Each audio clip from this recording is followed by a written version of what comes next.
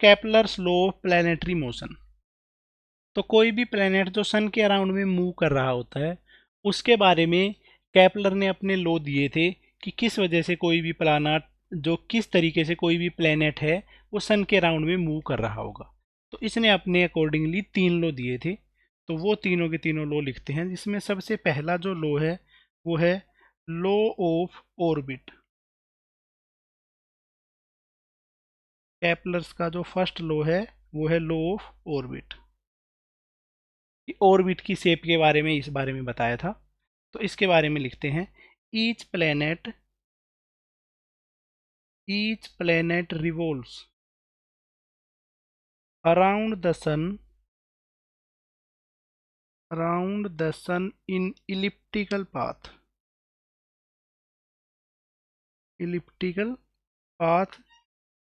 with sun at one of its foci। तो कोई भी प्लेनेट है सन के राउंड में वो इलिप्टिकल पाथ में मूव करेगा। इस तरीके से होता है बेटा इलिप्टिकल पाथ, ऐसे इलिप्टिकल पाथ में मूव करेगा। और इलिप्स जो भी होता है उसमें 2 फोकस होते हैं। इलिप्स जो भी होता है उसमें 2 फोकस होते हैं, एक है ये फोकस, एक है ये फोकस। हम मान लेते हैं इस फोकस पे सन है, ये है F1, ये है F2। इन 2 फोकस में से एक फोकस पे एग्जिस्ट कर रहा है सन। तो और बेटा देखो इसमें क्या है, ये अपने पास में इलिप्टिकल पाथ है। इलिप्स में देखो क्या क्या होता है। इलिप्स में जो जो चीज़ें हैं वो लिख देता हूँ। ये अपने पास में इतना सा जो है उसको क्या बोलते हैं, major axis, sorry minor axis. और जो बड़ी वाली एक्सिस है इस एंड से लेकर इस एंड तक की जो एक्सिस है उसको बोलते हैं मेजर एक्सिस। इसको मैंने 2a से लिख दिया है, उस वाली एक्सिस को लिख दिया है 2b से। 2a का जो मतलब है वो है major axis, major axis. 2b का जो मतलब है वो है माइनर एक्सिस। तो इतना सा डिस्टेंस है वो बता रहा है मेजर एक्सिस, इतना सा जो डिस्टेंस है वो बता रहा है माइनर एक्सिस। ओके, यहाँ पे सन है, सन के सबसे पास वाला जो पॉइंट है उसको बोला जाता है पेरीहिलोन, पेरीहिलियन। और सन से जो सबसे दूर का पॉइंट है उसको बोला जाता है अपहीलियन। ठीक है, इतनी सी डेफिनेशन ही इसकी याद रखनी है। सन के सबसे पास वाला पॉइंट है पेरीहिलियन, सबसे दूर वाला पॉइंट है वो है अपहीलियन। ठीक है, अब अपने पास में कोई भी प्लेनेट है वो इस पाथ में ही मूव कर रहा है। अगर अर्थ का ही एग्जांपल लेते हैं तो अर्थ जिस ऑर्बिट में मूव कर रही है वो एक इलिप्टिकल ऑर्बिट है। और देखो जो 2a था वो तो मेजर एक्सिस था, सिर्फ a की बात करूं जो इतने से लेकर सिर्फ इतना है, तो a जो है वो है सेमी मेजर एक्सिस, b जो है वो है सेमी माइनर। इस तरीके से सेमी मेजर एक्सिस और सेमी माइनर एक्सिस दोनों बनते हैं। इलिप्स में एक और चीज़ है जिसको ध्यान रखा जाता है कि जो अपने पास में इलिप्स है उसकी शेप कैसी है, कि मतलब ये दोनों साइड है इनके अंदर में रेशियो कैसा है, कि वो सर्कल जैसा दिख रहा है या किस तरीके से दिख रहा है।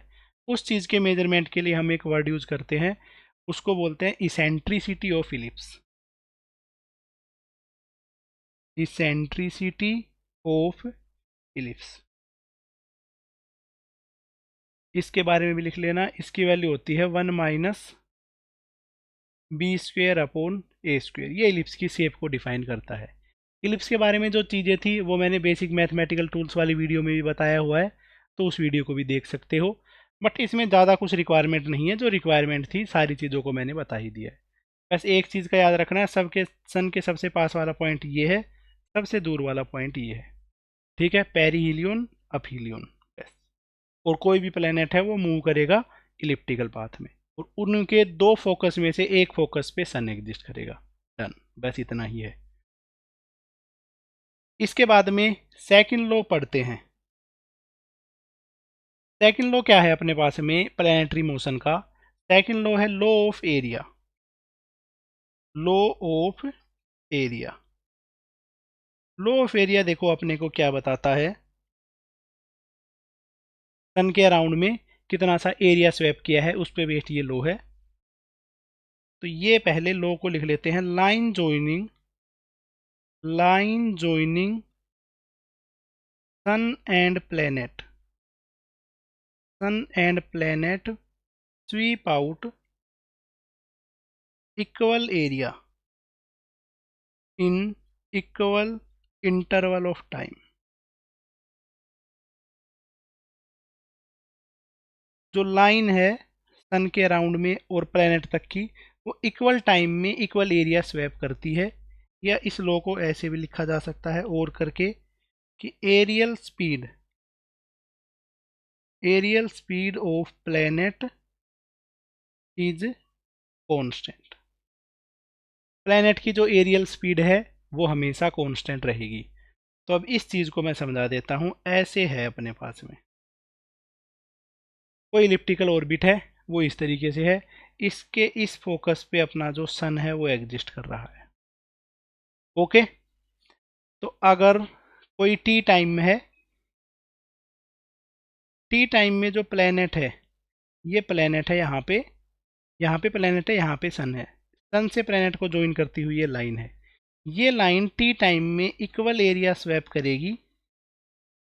ये है टाइम टी, मतलब इतनी सी देर में यहाँ से लेकर यहाँ तक चली जाएगी। और इतनी ही देर में अगर मैं बात करूँ सबसे दूर वाले एंड पे जो प्लेनेट है वो कितना सा चल पाएगा। तो सबसे दूर वाले एंड पे भी टी टाइम में जो पार्टिकल है, सॉरी जो प्लेनेट है, वो प्लेनेट इतना सा ही चल पाएगा। ओके, टी टाइम में ही। तो टी टाइम में पार्टिकल यहाँ से लेकर यहाँ तक चला गया, इस तरफ गया, तो यहाँ पे इस तरफ यहाँ से लेकर यहाँ तक चला, तब जाके ये वाला जो एरिया है और ये वाला जो एरिया है ये दोनों सेम रहे। टी टाइम में पार्टिकल ने, सॉरी टी टाइम में प्लेनेट ने इक्वल ही एरिया स्वैप किया। जब सन के ज़्यादा पास था तब वो प्लेनेट फास्ट दौड़ के वो एरिया कवर कर रहा था। जब सन से दूर है तो वही प्लेनेट स्लो स्लो मूव करके सेम एरिया को कवर कर रहा है। तो इसका मतलब है जब भी कोई प्लेनेट सन के पास में होगा, कोई प्लेनेट सन के पास में होगा तो फास्ट चलेगा, सन से दूर होगा तो स्लो चलेगा। यही हो जाता है लो ऑफ एरिया। ठीक है, टी टाइम में जो एरिया है, इसमें टी टाइम में जो एरिया है, ये एरिया और ये एरिया, दोनों के दोनों एरिया सेम ही है। Both the area both the areas are same. ये जो दोनों के दोनों एरिया हैं ये सेम रहेंगे। ये हो जाता है लो ऑफ एरिया। और एरियल वेलोसिटी जो बताया था, एरियल वेलोसिटी क्या होता है बेटा? Rate of change of area with respect to time. ये हमेशा कांस्टेंट रहेगा। ऐसा लिख सकते हैं, areal velocity, areal velocity, rate of change of area with respect to time, मतलब टाइम के साथ में एरिया किस तरीके से चेंज होगा, ये चीज़ अपने पास में कांस्टेंट रहेगी।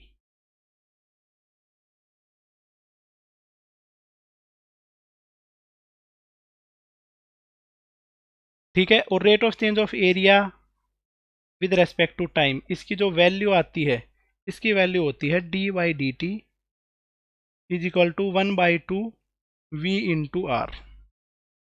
ये इसकी वैल्यू रहती है। ठीक है, और ये हमेशा क्या रहेगी? कांस्टेंट। ठीक है, वेलोसिटी और वहाँ तक के जो डिस्टेंस है उसका जो प्रोडक्ट है वो कांस्टेंट रहता है। ये अपने पास में इतना सिंपल सा रूल है। ओके, और इसको थोड़ा सा प्रॉपर तरीके से करते हैं। ये वाली स्टेटमेंट तो क्योंकि डायरेक्ट ही लिखी जाती है, बट इसका एक्चुअल तरीका क्या है, हम जो एक्चुअल तरीका है उससे फॉलो करते हुए चलेंगे। यहाँ पे बेटा अगर मैं टॉर्क की बात करूँ, ठीक है, ग्रेविटेशनल फोर्स है, उसका जो टॉर्क है सन के अराउंड में उसका टॉर्क हमेशा जीरो रहेगा, क्योंकि ग्रेविटेशन फोर्स सन की तरफ लग रहा होगा और पार्टिकल का जो मोशन है, मतलब जिस पॉइंट के अबाउट में टॉर्क निकाल रहे हैं, सन के अबाउट ही टॉर्क निकाल रहे हैं, तो सन के अबाउट में ग्रेविटेशन फोर्स का जो टॉर्क है वो जीरो रहेगा। ये सेंट्रल फोर्स है और सेंट्रल फोर्स का टॉर्क हमेशा जीरो ही होता है, ऐसे किसी पॉइंट के अबाउट में जिस पॉइंट के अबाउट टॉर्क निकालना ही है। चलो तो अब लिखते हैं एंगुलर मोमेंटम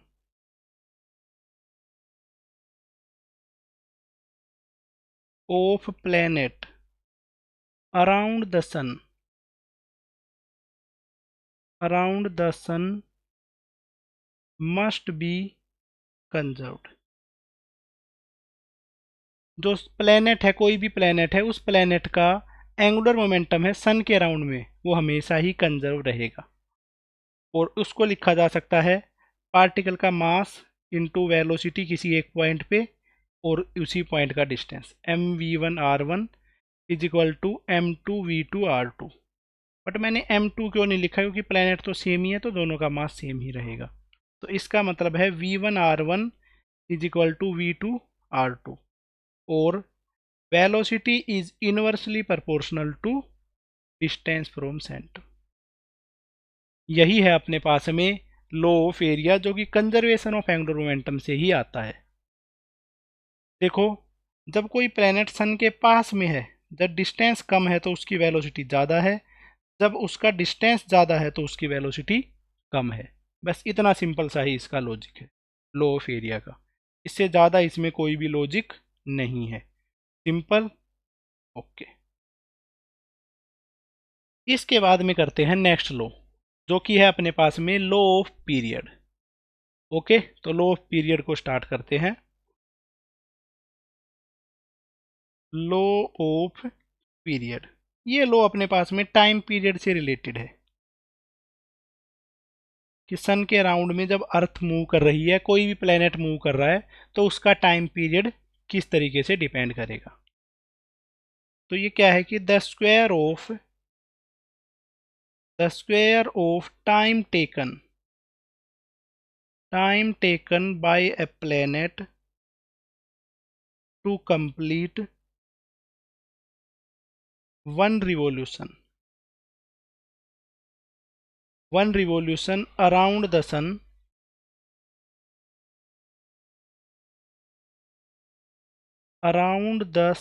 is proportional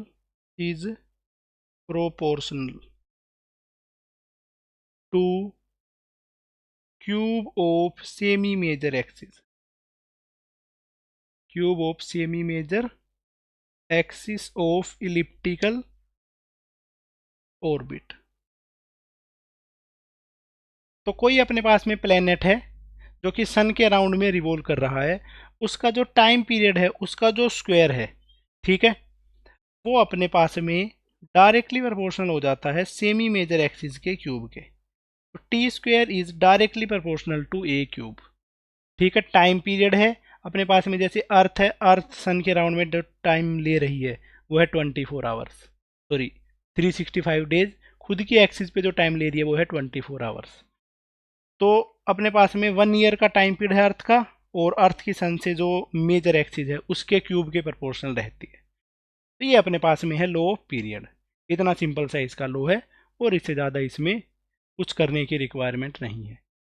वापिस से तीनों के तीनों लो बताता हूँ, इतने सिंपल लो हैं। Kepler law of planetary motion. एक है कि भाई law of orbit. Law of orbit क्या बताता है कि कोई भी प्लैनेट सन के अराउंड में घूमेगा, उसका ऑर्बिट इलिप्टिकल होगा। खत्म बात। सेकंड है law of area. Law of area क्या है कि जो अपने पास में एरियल स्पीड है किसी भी प्लैनेट की, वो कांस्टेंट रहेगी। टी टाइम में प्लैनेट कहीं पे भी जो एरिया कवर करेगा वो सेम ही रहेगा, चाहे यहाँ पे करे, चाहे यहाँ पे करे, चाहे यहाँ पे करे। ठीक है, और इसी से आ जाता है कंजर्वेशन ऑफ एंगुलर मोमेंटम। जो वेलोसिटी है वो रेडियस के इन्वर्सली प्रोपोर्शनल रहेगी।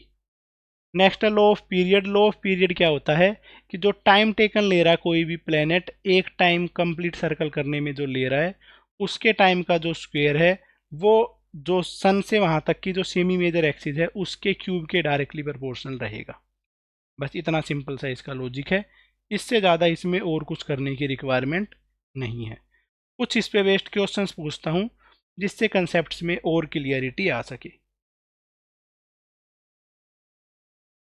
एक मान लेते हैं कि इस तरीके से है इलिप्टिकल ऑर्बिट, और इस इलिप्टिकल ऑर्बिट में इस पॉइंट पे एग्जिस्ट कर रहा है सन। ठीक है, और प्लेनेट अपना जो प्रॉपर है वो मोशन कर रहा है। इस पॉइंट को बोल दिया है ए, इस पॉइंट को बोल दिया है बी, और जो सबसे दूर वाला पॉइंट है उसको मैंने बोल दिया है सी। ऐसे अपने पास में ये सिनेरियो है।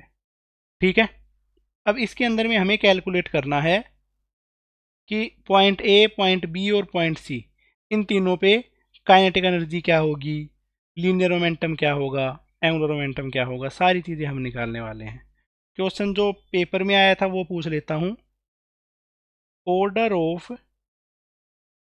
Kinetic energy at these 3 location, इन तीनों लोकेशन पे काइनेटिक एनर्जी का जो रेशियो है वो क्या होगा। तो ए वाला पॉइंट का जो डिस्टेंस है वो सबसे पास होता है, फिर बी और सबसे दूर का डिस्टेंस है सी। तो सबसे कम डिस्टेंस है ए, उसके बाद है बी और उसके बाद है सी। ठीक है, तो डिस्टेंस के इन्वर्सली प्रोपोर्शनल होती है speed. Conservation of angular momentum से जो स्पीड है वो इन्वर्सली प्रोपोर्शनल टू डिस्टेंस है। तो स्पीड जो है वो ए पे सबसे ज़्यादा, बी पे उससे कम, सी पे सबसे कम। इसके अकॉर्डिंगली ही काइनेटिक एनर्जी आ जाती है। ए पे काइनेटिक एनर्जी सबसे ज़्यादा, फिर बी पे, और सबसे कम काइनेटिक एनर्जी पॉइंट सी पे। और जो काइनेटिक एनर्जी है इसका फॉर्मूला बन जाता है ½ mv², क्योंकि काइनेटिक एनर्जी स्पीड के स्क्वायर पे ही डिपेंड करती है। उससे हमने डायरेक्ट फॉर्मूला यहाँ का चूज कर लिया। नेक्स्ट अगर मैं बात करता हूँ लीनियर मोमेंटम की, अगर इसका पूछ ले तो कैसे बताएंगे। लीनियर मोमेंटम जिसको P से लिखा जाता है उसका फॉर्मूला होता है मास इनटू वेलोसिटी। तो वेलोसिटी ए पे सबसे ज़्यादा है तो लीनियर मोमेंटम भी ए पे ही सबसे ज़्यादा होगा, उसके बाद में बी, और उसके बाद में होगा लीनियर मोमेंटम पॉइंट सी पे। डन है बिल्कुल। नेक्स्ट अगर बात करें एंगुलर मोमेंटम की, एंगुलर मोमेंटम, एंगुलर मोमेंटम कहाँ पे सबसे ज़्यादा होगा, कहाँ पे कम होगा, क्योंकि पहले ही मैंने बताया था सन के अबाउट में प्लेनेट का जो टॉर्क है वो 0 है, तो एंगुलर मोमेंटम कंजर्व होगा। यहाँ पे भी लगाया है कंजर्वेशन ऑफ एंगुलर मोमेंटम। तो अगर एंगुलर मोमेंटम कंजर्व है इसका मतलब कि ए पे जो एंगुलर मोमेंटम है, बी पे जो एंगुलर मोमेंटम है और सी पे जो एंगुलर मोमेंटम है, इन सब की वैल्यू सेम रहेगी। ये अपने पास में आंसर हो जाता है kinetic energy, angular momentum, linear momentum और सब चीज़ों के बारे में। ठीक है, अलग अलग क्वेश्चन है ये।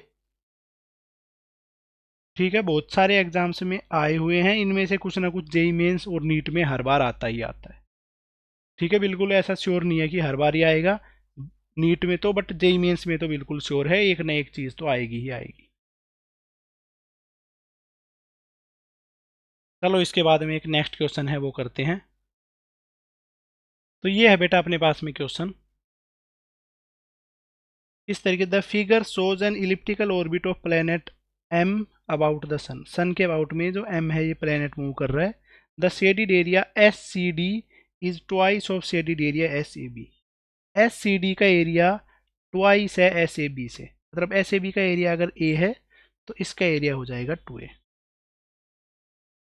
If t1 is the time of to move from C to D, C से डी तक चलने का जो टाइम है, ये वाला टाइम ले लिया है मैंने t1। ठीक है, and t2 is the time to move from A to B, A से लेकर बी तक जाने का जो टाइम है वो है t2। तो इस तरीके से t1 और t2 ये जो दो टाइम है अपने पास में, t1 और t2, सी से डी तक जाने में और ए से लेकर बी तक जाने में, बिल्कुल सिंपल सा टाइम है, सिंपल अपने पास में सिनेरियो है। अब इसका आंसर करते हैं कि t1 अपॉन t2 का रेशियो क्या होगा। क्वेश्चन इसमें ये था t1 अपॉन जो t2 है वो निकालना है। ओके, t1 अपॉन t2 है उसकी वैल्यू क्या होगी। तो बेटा जो टाइम है वो एरिया के ही डायरेक्टली प्रोपोर्शनल है, जितना ज़्यादा एरिया उतना ही ज़्यादा टाइम। तो t1 के केस में जो एरिया है वो है 2a, और t2 के केस में जो एरिया है वो है a। तो t1 अपॉन t2 जो है इसका आंसर हो जाएगा 2। इतना सिंपल सा ये क्वेश्चन है। ठीक है, मोस्ट ऑफ बच्चों ने इसको कर भी दिया होगा। आपसे होना है ये आपके लिए मैटर करता है, बाकी कोई कुछ कर पा रहा है नहीं कर पा रहा है उस पर आपको बिल्कुल भी ध्यान नहीं देना है। ओके डन, बिल्कुल जी सर, बिल्कुल डन। चलो तो नेक्स्ट क्वेश्चन है वो करते हैं बेटा। The distance of two planets from the sun are 10 की power 13 metre and 10 to the power 12 metre. दो प्लैनेट हैं, उनसे जो सन का डिस्टेंस है वो ऐसे है, 10 to the power 13 and 10 to the power 12 metre respectively. ठीक है। The ratio of their time period will be, इनका जो टाइम पीरियड होगा उसका रेशियो क्या निकल के आएगा, ये हमें कैलकुलेट करना है। दो दो दो प्लेनेट है, उनका सन से जो रेशियो है, जो डिस्टेंस है वो अपने पास में गिवन है, उनका टाइम पीरियड का रेशियो बताना है। तो इधर पे सिंपली यूज कर लेंगे Kepler's third law, time period का square is directly proportional to semi major axis का क्यूब। अब क्योंकि सबका डिस्टेंस सेम ही है, चेंज ही नहीं हो रहा, तो सर्कुलर ही है, आर क्यूब लिख लेते तो भी कोई दिक्कत नहीं थी। Time period is directly proportional to 3/2। ठीक है, दोनों तरफ पावर को 2 से डिवाइड कर देते हैं, तो अपने पास में आ जाता है T1/T2 is equal to 10 to the power 13/10 की power 12 power 3/2। T1/T2 is equal to A1/A2 का क्यूब, ऐसे लिखा जा सकता है, तो इसी तरीके से मैंने लिख दिया है। तो ये बच गया है 10 की पावर 3/2। तो इसको लिख सकते हैं 10 की पावर 1 प्लस 1/2। 1 प्लस 1/2 को ही 3/2 लिखा जाता है। 10 की पावर 1 तो हो गई 10, और 10 की पावर हाफ हो गई √10। तो T1/T2 है, उसकी जो वैल्यू है वो बन जाती है 10√10। ये बन जाता है इसका रेशियो। ठीक है, 10√10/1। ऐसा ऑप्शन हो तो ये भी सही है, ऐसा हो तो ये भी सही है। तो ये अपने पास में आ जाता है Kepler's law of planetary motion.